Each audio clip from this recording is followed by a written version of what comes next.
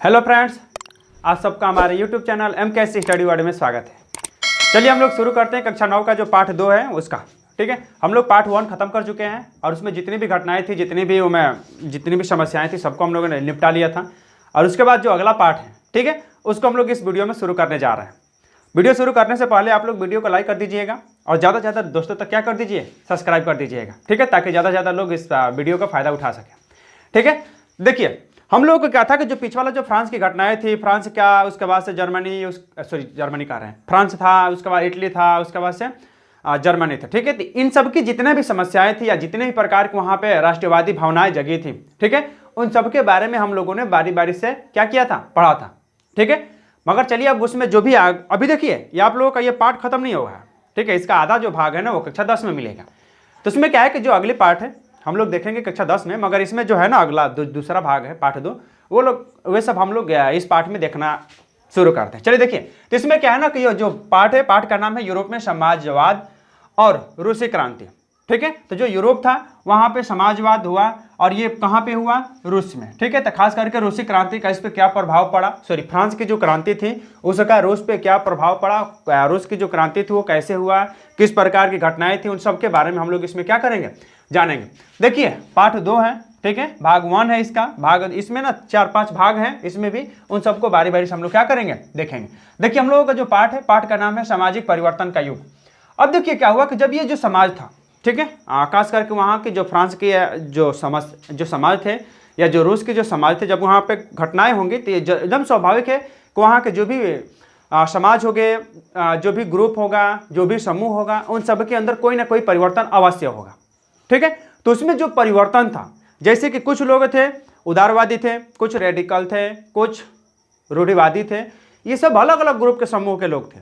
ठीक है, जिनकी मान्यता, जिनकी सोच, जिनके विचार, सब कुछ एक दूसरे से मिलता जुलता नहीं था, सबका अलग अलग था। ठीक है, इसका रीजन भी था। ठीक है, जिसमें जातिवाद, आप लोग जानते हैं कि जातिवाद जब होता है तो उसमें क्या होता है, एक जातिवाद जो व्यक्ति एक ग्रुप के होता है ना, तो केवल अपने ही जाति के बारे में सोचता है। उसी प्रकार की समस्या इसमें भी थी। अब आगे क्या हुआ कि जैसे जैसे समय बदलता गया वैसे वैसे इनके सोच में भी परिवर्तन आए और ये सब लास्ट तक यानी कि अंत तक जाते जाते इन लोगों की जो सोच थी वो धीरे धीरे बदलना शुरू हो गया और वो बदला भी। और ये सब एक ही राष्ट्र के बारे में एक जैसा सोचना क्या किए, शुरू किए। जैसा कि अपना देश था, जब भारत आज़ाद नहीं था तब यहाँ पे अलग अलग राजाओं के द्वारा शासन किया जाता था और सभी राजाओं का जो सोच था, सभी राजाओं के जो विचार थे, मान्यताएं थी, सब क्या थे, अलग अलग थे। उसी प्रकार जब ये फ्रांस वाली जो स्थिति है, जो रूस वाली थी, जब वो सब दूसरे के अधीन थे, ठीक है, या जब दूसरे ग्रुपों के अंतर्गत वो जब आते थे तो सभी ग्रुपों का जो मान्यताएं थी, सोच थे, विचार थे, सब अलग थे। मगर जैसे जैसे समय बीतता गया वैसे वैसे इन सब के सोच, विचार और मान्यताएं बदलते गए और ये सब एक अलग राष्ट्र का यानी कि एक सुदृढ़, सुव्यवस्थित राज्य का क्या किया, इन लोगों ने निर्माण किया।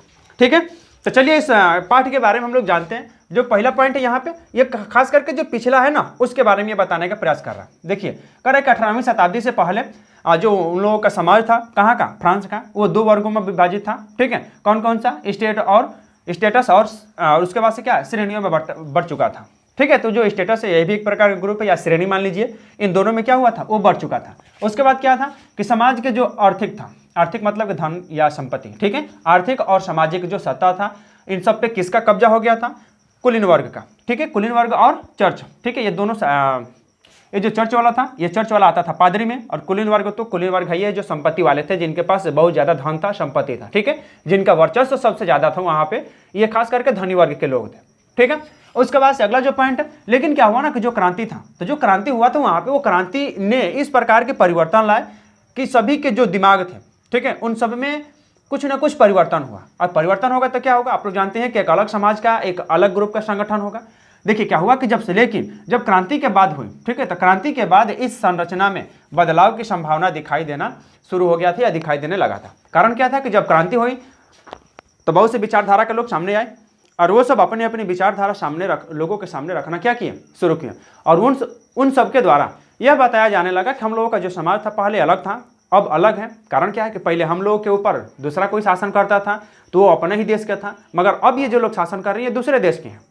ठीक है, तो इनकी विचारधारा और जो अपने देश के जो शासक हैं उनकी विचारधारा समान तो हो नहीं सकती, इसलिए उन सब ने अपने अपनी विचारधारा समाज के सामने लाना क्या कर दिए, शुरू कर दिए। तो इन सब में बदलाव की संभावना दिखाई देना क्या हो गया था, शुरू हो गया था। अब देखिए क्या है कि जो फ्रांस की क्रांति थी, फ्रांस की क्रांति ने सभी वर्गों के लोगों में तथा पूरे यूरोप और एशिया के क्रांतिकारी परिवर्तन लाया। उसके बाद से और बहुत से सारे लोगों ने इस समय अपना योगदान दिया।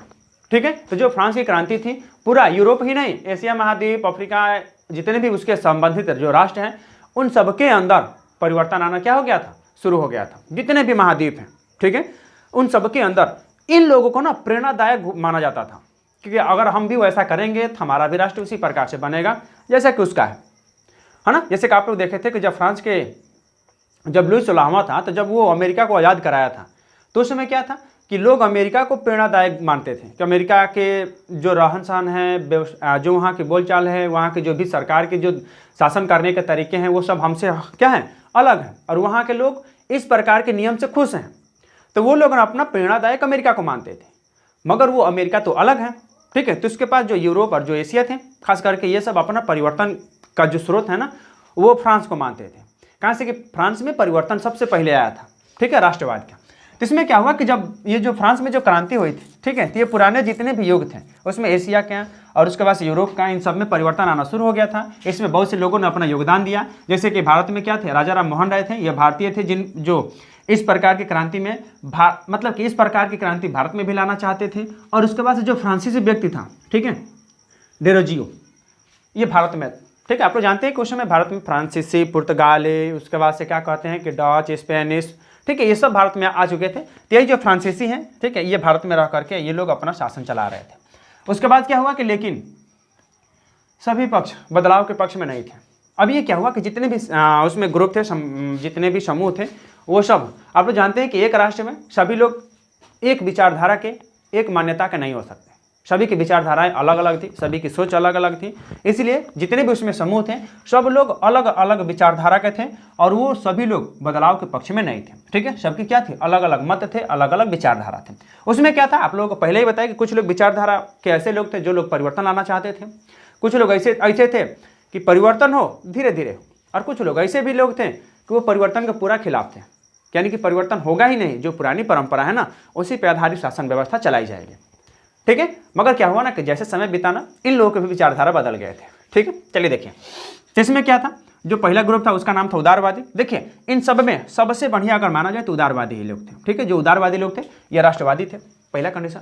उसके बाद से ये लोग ना ऐसे नियम कानून बनाना चाहते थे अपने राष्ट्र में ताकि वो सभी ग्रुपों को समान अधिकार दे, वो रेडिकल हो या रूढ़िवादी हो या उदारवादी हो, किसी के लिए विशेष अधिकार नहीं दिया जाएगा।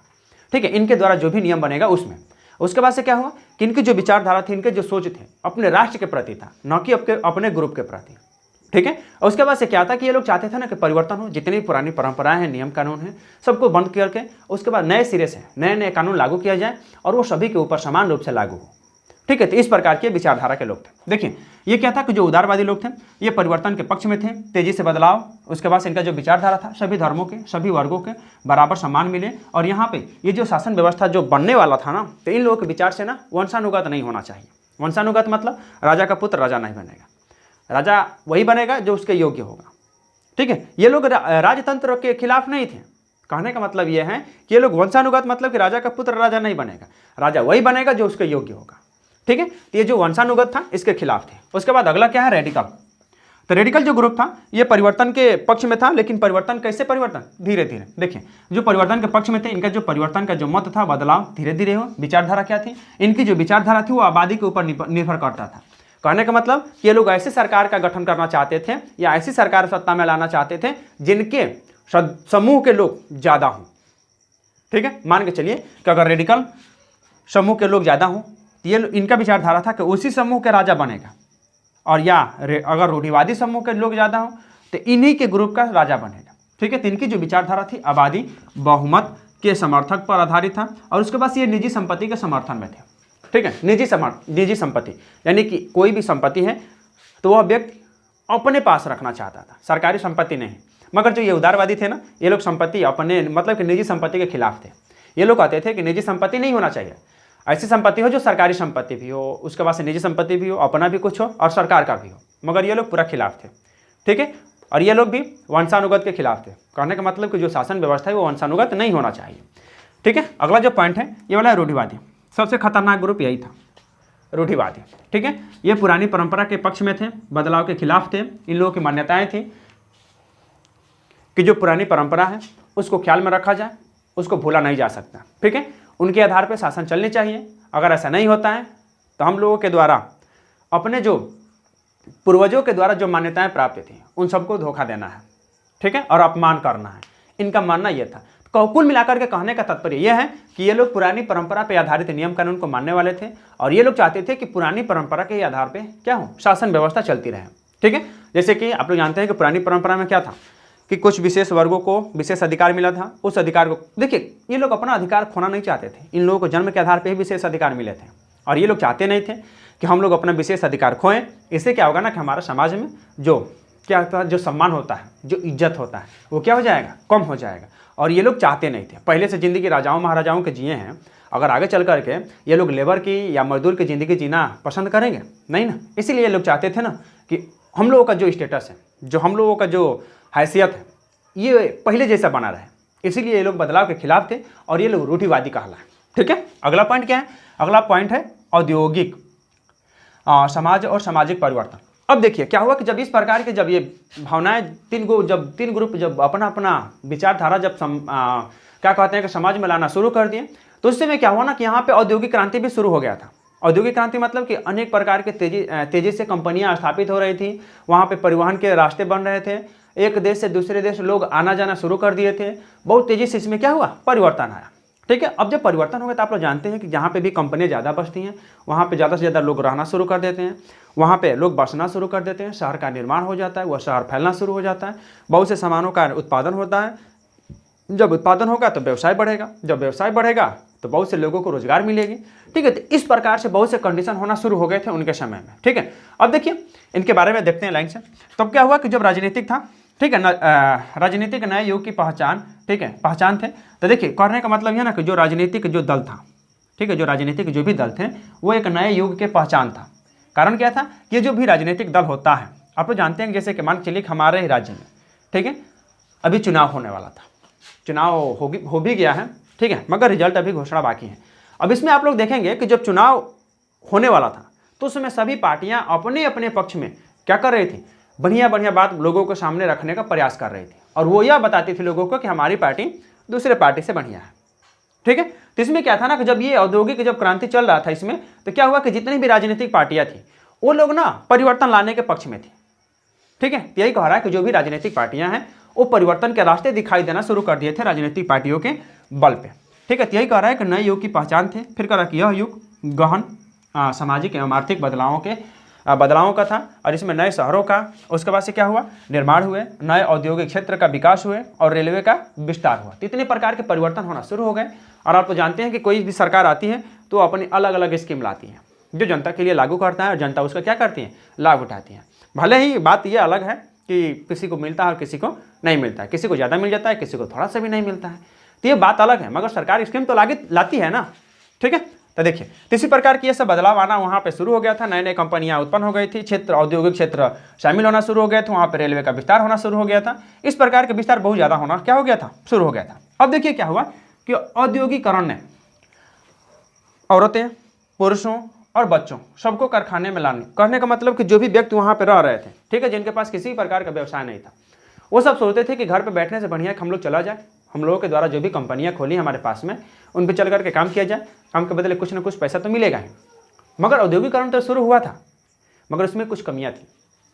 कहने का मतलब क्या है, समान कार्य के लिए समान वेतन निर्धारित नहीं था, समय ज़्यादा दिया जाता था, पैसा कम मिलता था, सभी लोगों को मतलब कि भिन्न अलग अलग वेतन हुआ करते थे। ठीक है, तो देखिए इसमें क्या क्या कमियां थी। कमियां तो बहुत ज़्यादा थी, मगर उन कमियों के एक बार किसी भी देश की जो भी कमियां हैं, जो भी भिन्नताएं हैं, उन सबको एक साथ अलग मतलब कि एक साथ पूरा किया जा सकता है, एक साथ हटाया भी नहीं जा सकता। ठीक है, तो ये सब कमियां हैं, मगर ये धीरे धीरे सुधर जाएगा, सबके परिवर्तन हो जाएंगे सब में। ठीक है, देखिए तो इसमें क्या था, जो काम करने का जो घंटा या जो पाली था बहुत लंबी लंबी हुआ करती थी, 12-12 घंटा, 24-24 घंटा ये लोग काम कराते थे इन लोगों से। उसके बाद से क्या हुआ कि मजदूरी बहुत कम मिलती थी। ठीक है, सभी को, जितने भी पुरुष हो, महिला हो या बच्चे हों, सबकी मजदूरी जो भी होती थी कम होती थी। और उसके बाद से क्या था, बेरोजगारी की समस्या बहुत ज़्यादा थी। बेरोजगारी मतलब किसी के पास काम थे तो किसी के पास काम नहीं था। 10 में से 2 के पास रोजगार होता था तो 8 लोग ऐसे ही बेरोजगार घूमते थे। तो वहाँ पे जो ये समस्या थी बेरोजगारी बहुत ज़्यादा बड़ी समस्या थी। उसके बाद से क्या हुआ कि वस्तुओं की मांग में क्या हुआ, कमी आई। ठीक है, गिरावट आ गया था। कारण क्या था ना कि आप लोग जानते हैं कि जब किसी भी वस्तु के उत्पादन ज़्यादा हो जाती है, ठीक है, तो उसकी मांग क्या होती है, घट जाती है, और उत्पादन कम हो तो मांगे बढ़ जाती है। तो इस प्रकार के कंडीशन क्या था ना, शायद आप लोग अर्थव्यवस्था पढ़े होंगे अगर अर्थशास्त्र, ठीक है, तो उसमें इस प्रकार के मांग और उसके बाद से उत्पादन और उसके बाद से खपत, ये सब उसमें आते हैं। ठीक है, तो इसमें क्या था ना कि जो भी वस्तुएं थी उसकी मांग जब मांग गिर गया तो उसमें बेरोजगारों की जो संख्या थी वो धीरे धीरे बढ़ना क्या हो गया था, शुरू हो गया था। अगला पॉइंट क्या है कि शहरों में शहर तेजी से क्या हो रहे थे, फैल रहे थे और बसते गए। जो शहर थे धीरे धीरे उनका जो निर्माण था बढ़ता गया और वो तेजी से क्या हो रहे थे, फैल रहे थे। दूसरे दूसरे क्षेत्र से लोग आकर के वहाँ पे बसना शुरू किए और उनका जो औद्योगिकरण था उसमें शहर का बहुत ज़्यादा निर्माण हुआ था। उसके बाद से क्या हुआ कि जो साफ सफाई थी इसकी भी बहुत बड़ी समस्या थी। कहाँ से आप लोग जानते हैं कि जब शहर में जाते हैं तो हम लोगों को कितना बढ़िया रोड मिलता है और रोड के किनारे कितनी गंदगी मिलती है। उस प्रकार की समस्या भी वहाँ पे आम था। ठीक है, और जब ये जितनी भी समस्याएं थी ये सब जब सामने आना शुरू हो गया, ठीक है, तो उसमें खास करके जो रेडिकल थे और जो उदारवादी थे ये लोग हरदम परेशान रहते थे। वो सोचते थे कि इसका निदान तो होगा, जब ये समस्या है तो इसको कैसे सुलझाया जाए। और इसके बारे में केवल यही 2 लोग ग्रुप सोचते थे। रूढ़िवादी को किसी प्रकार का टेंशन नहीं हुआ करता। कारण क्या था कि वो पुरानी परंपरा पर आधारित थे, वो लोग परिवर्तन लाना ही नहीं चाहते थे। तो फिर उसके अंदर इस प्रकार की भावनाओं से कोई मतलब नहीं था। ठीक है, अब देखिए उसके बाद से क्या हुआ कि जो उदारवादी थे, उदारवादी और रेडिकल उपाय खोजने की कोशिश कर रहे थे। और उसके बाद से क्या हुआ कि लगभग सभी उद्योग व्यक्तिगत क्या हुआ, स्वामित्व में थे। कहने का मतलब क्या है कि जो भी रेडिकल ग्रुप थे और उदारवादी ये लोग जो भी परेशानी होती थी, जो भी समस्या होती थी उसके निदान में हरदम कार्यरत रहते थे कि कैसे इसकी समस्याओं का समाधान किया जाए। ठीक है, कारण क्या था ना कि जो भी संपत्तियाँ थी, खास करके जो कंपनियाँ थी वो सब क्या थे, निजी थे, यानी कि प्राइवेट थे। ठीक है, और आप लोग जानते हैं कि प्राइवेट जो भी कंपनियाँ होती है उसमें अगर कोई भी व्यक्ति कार्य करता है ना, तो जब कार्य करता है तो उसमें जो मजदूरी होती है वो कौन तय करता है, कंपनी तय करती है। आप तय नहीं कर पाएंगे। और जो सरकारी कंपनियां होती हैं आप काम करें तब भी, काम ना करें तब भी आपकी सैलरी मिलती है। मगर प्राइवेट कंपनियों में क्या होता है कि आप जितना काम करेंगे उतने ही पैसा मिलेगा। ठीक है, तो इस प्रकार की जो कंपनियां थी, खास करके जो उद्योग थे व्यक्तिगत स्वामित्व में थे, यानी कि सब प्राइवेट थे। और इसी के खिलाफ था कौन, ये वाले। ठीक है, कहते थे कि जो भी कंपनियां हो वो व्यक्तिगत हो, ठीक है, सरकारी ना हो। मगर जो उदारवादी थे और जो ये रेडिकल थे ये चाहते थे कि जो कंपनियां हैं वो सरकारी भी हो प्राइवेट भी, यानी कि दोनों हो। ठीक है, और उसके बाद से क्या हुआ, देखिए इसमें जो उदारवादी थे, उदारवादी और रेडिकल के पास भी संपत्ति थे। कहने का मतलब क्या है कि जो रेडिकल थे और जो उदारवादी थे इन लोगों के पास भी संपत्तियां हुआ करती थी। पुराने समय में इन लोगों के जो पूर्वज हुआ करते थे वो लोग भी संपत्ति को इकट्ठा करके रखे थे और इन लोगों की भी संपत्ति बहुत ज़्यादा थी। ऐसा नहीं है कि ये पूरा गरीब थे, कुछ ही वर्ग गरीब था इनमें। ठीक है, तो ये लोग क्या किए थे ना कि अपनी संपत्ति को रखे थे और उसी संपत्ति को संजोए कर रखे थे। आगे आने वाले समय में जब इन लोगों के पास संपत्ति ज़्यादा बढ़ता गया तो ये लोग भी अपने पास व्यवसाय खोल दिए। ठीक है, तो इनके पास नौकर चाकर जो भी है, माली वाली सब रहना शुरू कर दिए और उन लोगों, कुछ लोगों को ये लोग नौकरी पर भी रखते थे। मगर समस्या ये थी ना कि इनके ग्रुप में पढ़े लिखे लोगों की संख्या बहुत कम थी। सबसे बड़ी समस्या ये थी। ठीक है, तो ये लोग क्या करते थे कि इनकी समस्या का निदान करने के लिए अनेक प्रकार के उपाय सोचना शुरू कर दिए थे। आगे हम लोग उसको देखेंगे। ठीक है, तो इसमें क्या था कि जो संपत्ति था इनके पास भी थी, जहां बहुत सारे लोग क्या करते थे, नौकरी करते थे इन्हीं के पास। किसके पास, उदारवादी और रेडिकल ग्रुप के पास। उसके बाद अगला जो है विशेषाधिकारों के विरुद्ध, यानी कि खास करके जो उदारवादी थे और रेडिकल थे। आप लोगों को हम बताएं कि जो विशेषाधिकार था, जन्म से जो अधिकार मिले हुए थे, ठीक है, यानी कि जन्मना जो विशेषाधिकार था उनके ये लोग खिलाफ थे और उसके बाद से के विरुद्ध थे। उसके बाद से क्या हुआ कि पढ़े लिखे लोगों की संख्या इसमें बहुत कम थी। वो लोग चाहते थे कि अगर ज़्यादा से ज़्यादा लोग पढ़ेंगे तो अपनी समस्या का निदान खुद कर पाएंगे। ठीक है, आप लोग जैसे कि जानते हैं कि अगर हम लोगों के जो भारत जो देश है या जो उत्तर प्रदेश का जो राज्य है, अगर इसमें पढ़े लिखे लोगों की संख्या ज़्यादा होती तो हमारे यहाँ मृत्यु दर कम होता, व्यवसाय ज़्यादा होते, रोजगार ज़्यादा होता, बेरोजगारों की संख्या कम होती। इस प्रकार की समस्याएँ बहुत ज़्यादा उत्पन्न होती हैं। किसके कारण, अशिक्षा के कारण। तो यही जो था ना, जो उदारवादी थे और जो रेडिकल थे ये चाहते थे कि हमारे यहाँ जितने भी लोग हैं कम से कम पढ़े लिखे होते। तो वहाँ पे जो लोग थे ना वो पढ़े लिखे लोगों की संख्या कम थी। और उसके बाद से क्या हुआ कि जो व्यवसाय था, ठीक है, व्यवसाय का मौका दिया जाए और उसके बाद से क्या किया जाए, पूंजीपतियों को। कहने का मतलब क्या है कि जो ये बोले रेडिकल और उदारवादी इनके पास जो संपत्ति था, ठीक है, तो उन लोग कहे ना कि इन लोगों को भी मौका दिया जाए ताकि ये लोग भी व्यवसाय करें या व्यापार करें या जो कुछ भी करें। ठीक है। और इन लोगों को ऐसा मौका दिया जाए एकदम फ्री हो, स्वतंत्र, इन लोगों को किसी प्रकार की पाबंदी ना रखा जाए, ठीक है, ताकि इन लोगों को यह ना लगे कि हमारे ऊपर दबाव दिया जा रहा है कि तुम यही करो, तुमको ये नहीं करना, ये नहीं करना, ऐसे प्रकार का ना हो। ये लोग जो भी व्यापार करें, जो भी व्यवसाय करें, वो स्वतंत्र हो, ठीक है। तो इन लोगों की यह मान्यता थी कि हमारे ग्रुप में जितने भी संपन्न लोग हैं, जो व्यवसाय के लिए संपन्न है, व्यापार के लिए संपन्न है, उन सबको एक प्रकार का क्या किया जाए, मौका दिया जाए, ताकि ये लोग ज़्यादा से ज़्यादा व्यवसाय के क्या करें, अवसर प्रदान हो, ज़्यादा से ज़्यादा लोगों को ये क्या करेंगे, मौका देंगे, ताकि वो लोग भी अपने क्षेत्र में क्या करें, आगे बढ़ें, ठीक है। तो उसके लिए ये कहा गया कि जो भी व्यापार है उनमें या व्यवसाय में इनको क्या किया जाए, समानता का मौका दिया जाए और इनको भी व्यापार करने की छूट दी जाए। उसके बाद से क्या हुआ कि जब ये घटनाएं ऐसे हो रही थी सन 1815 ईस्वी में, वहाँ के जितने भी ग्रुप थे, ठीक है, लोगों की इच्छा थी कि तख्ता पलट का प्रयोग किया गया और वहाँ पे जितनी भी सरकारें थी, जो सरकार थी, सरकार को हटा करके नया सरकार की लाने के पक्ष में ये लोग अपना मत बदलना क्या कर दिए थे, शुरू कर दिए थे। वो चाहते थे कि जो हमारी जो वर्तमान सरकार है इसको हटाया जाए और जो आने वाली जो पीढ़ी है ना, उसके लिए नई सरकार की गठन की जाए, ताकि वो सरकार हमारे बारे में सोचे, न कि अपने बारे में, ठीक है। और इस प्रकार से क्या हुआ कि सन 1815 ईस्वी में तख्ता पलट की जो योजनाएं थी ये सब लोग बना लिए और आगे चल करके तख्ता पलट करने की योजना जो थी वो सफल हुई और लोगों के द्वारा वहाँ के जो शासक थे उसको हटा करके नए सरकार की गठन की गई। और वहाँ पे सबसे पहले कौन है, तो ये उदारवादी आएंगे, उसके बाद से रेडिकल, उसके बाद से देखिए ये सब टिकेंगे नहीं, बहुत कम कम दिन तक ये लोग शासन करेंगे, ठीक है। कारण क्या था, जब ये शासन करेंगे तो इनमें जो कमियां थी ये लोग सामने लाना शुरू कर देते थे और इनमें जो कमियां थी बाकी जो ग्रुप थे वो सामने लाना शुरू कर दिए थे। तो आप लोग जानते हैं किसी प्रकार की जो समस्या है उसको एक बार और अचानक क्या किया ना, ये खत्म नहीं किया जा सकता, ठीक है। तो आप लोग इसको एक बार स्क्रीनशॉट ले लीजिए। अगर आप लोगों को पसंद आ रहा है तो आप लोग वीडियो को लाइक कर दीजिएगा और ज़्यादा से ज़्यादा शेयर भी कीजिए, ठीक है। हमको जहाँ तक उम्मीद है आप लोग स्क्रीनशॉट ले होंगे। आप लोग कॉपी लेकर के बैठा कीजिए, आप लोग जो भी पॉइंट है लाइन बाई लाइन लिखा कीजिए और जो भी समस्या हो रही है आप लोग कमेंट बॉक्स में लिखना ना भूलिएगा, ठीक है, ताकि हम लोग आपकी जो समस्या है उसे क्या कर सकें, दूर कर सकें, ठीक है। तो आप लोग पढ़िए, ठीक है। पढ़ने के लिए किसी प्रकार की अगर आप लोग को उसमें समस्या आ रही है तो आप लोग बोलिए, हम लोग वीडियो के जो माध्यम से जो भी समस्या उसे दूर करेंगे, है ना। तो आप लोग क्या कीजिए कि ज़्यादा से ज़्यादा दोस्तों तक शेयर भी कर दीजिएगा। तो आज के लिए इतना ही। थैंक्स फॉर वॉचिंग और आप लोग बने रहिए MK स्टडी वर्ल्ड के साथ। जय हिंद।